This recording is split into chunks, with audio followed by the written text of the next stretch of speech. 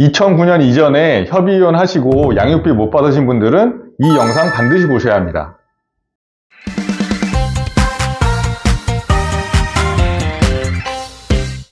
오늘은 작년에 과거 양육비와 소멸시효에 관한 굉장히 중요한 대법원 전원합의체 판결이 나와서 그 내용을 조금 쉽게 한번 풀어서 설명해 드리는 시간을 가져볼까 합니다. 이혼을 했는데 혼자 아이를 열심히 그러면 키우시는 분들이 생기게 되는 거죠. 그리고 그렇게 되면 원래는 상대방에게 양육비를 청구하게 되어 있거든요.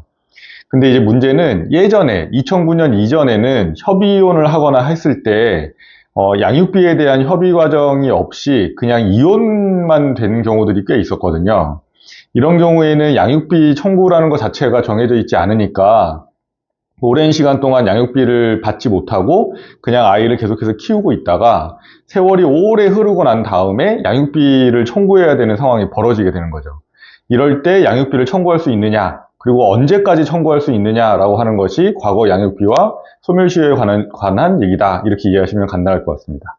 그래서 이 과거 양육비와 소멸시효에 대한 얘기를 좀 더 설명을 드리려면 양육비라는 거에 대한 성격을 조금 설명을 드릴 필요가 있을 것 같아요. 흔히 저희가 이제 양육비라고 하면 이제 이혼을 하거나 했을 때 상대방에게 아이를 키우기 위해서 필요한 자금을 청구할 수 있는 걸 양육비라고 저희가 이해할 수 있는데, 문제는 이 양육비는 말 그대로 뭔가 금액이나 이런 것들이 특정되기 전까지는 추상적으로 아이를 낳은 부모는 아이를 키우기 위해서 필요한 돈을 지급해야 된다. 그리고 키우는 사람은 상대방에게 그거를 청구할 수 있다라고 하는 추상적인 권리에 불과합니다. 법원에다가 강제로 이걸 청구하거나 받기 위해서는 단순히 추상적인 권리로 머물러 있어서는 청구를 할 수가 없고요. 실제로 그 금액이 얼마인지, 그리고 언제부터 언제까지 청구할 수 있는지가 명확하게 결정이 돼야지만 이거를 구체적으로 청구할 수가 있게 되는 거거든요.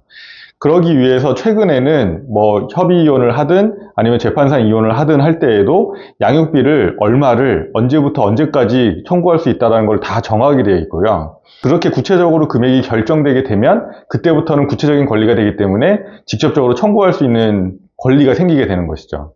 2009년 이전에 협의 이혼 하신 분들이 가장 문제거든요. 그 당시에는 그 협의 이혼을 진행할 때 양육비에 대한 결정이 없이도 협의 이혼이 다 됐어요. 그러다 보니까 정확하게 내가 얼마를 받을 수 있는지는 정해지지 않은 상태에서 그냥 추상적으로 양육비를 청구할 수 있는 권리가 있어 라는 것만 있는 상태로 그냥 이혼이 돼버린 거죠. 원칙적으로는 아까 제가 말씀드린 것처럼 과거 양육비는 구체적으로 금액이나 이런 것들이 특정되기 전까지는 추상적인 권리에 불과하기 때문에 소위 말해서 소멸시효라는 거에 걸리지 않습니다. 그러니까 소멸시효라는 것이 뭐냐면 오랫동안 권리를 행사하지 않으면 권리가 없어지게 하는 제도를 말하는데요. 바꿔 얘기하면 이것이 추상적인 권리로 남아있는 동안에는 언제든 시간에 구애받지 않고 계속해서 과거의 양육비를 청구할 수 있다라고 이해하시면 가장 간단하거든요. 그런데 그렇게 하면 약간 문제가 발생하게 되죠. 왜냐하면 무한정 청구할 수 있으면 나중에 아이가 계속해서 커서 30이 되고 40이 되고 50이 됐을 때 청구하게 되면 금액이 점점 늘어나게 되고요. 그럼 거꾸로 원래대로 하면은 양육비를 미지급하신 분이 좀 잘못하신 거는 맞기는 하지만 이분이 막 30년치, 40년치의 과거 양육비를 한꺼번에 청구받으면 이 분의 생계도 문제가 생기는 것이 사실이거든요. 그래서 일정 부분에 대해서는 소멸시효라는 제도를 통해서 권리 행사를 할 수 있는 기한에 대해서 제한을 가하고 있는 것이 사실입니다. 그래서 작년에 나온 이제 소멸시효에 관련된 대법원 전원합의체 판결의 이제 요지는 결국 무엇이냐면, 이렇게 과거 양육비라고 하는 것이 추상적인 권리로 있을 때에는 원칙적으로 소멸시효의 적용을 받지 않는 것은 맞다. 그래서 언제든지 사후에라도 청구할 수 있는 권리가 특정되기만 하면 청구할 수 있다.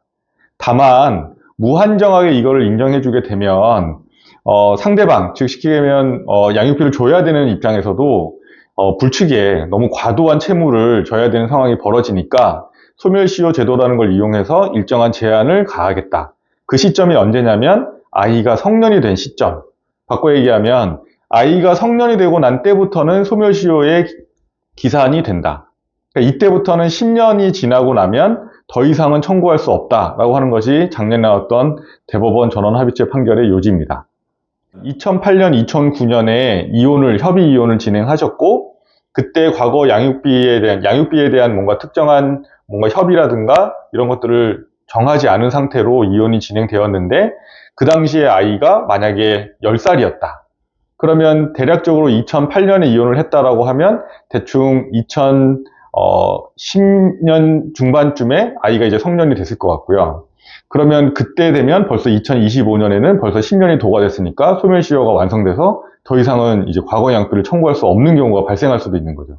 그래서 그 시점이 도래하기 전에 만약에 과거에 양육비를 아직까지 한 푼도 못 받으셨다 하는 분들이 계시다면 빨리 변호사 사무실이든 법무법인을 방문하셔서 이 문제를 해결할 수 있는지 여부를 좀 상담받으시는 게 필요하지 않을까 이렇게 생각이 됩니다. 오늘 영상이 도움이 되셨나요? 앞으로도 여러분의 권리 지킬 수 있는 정보 많이 전달해 드리겠습니다.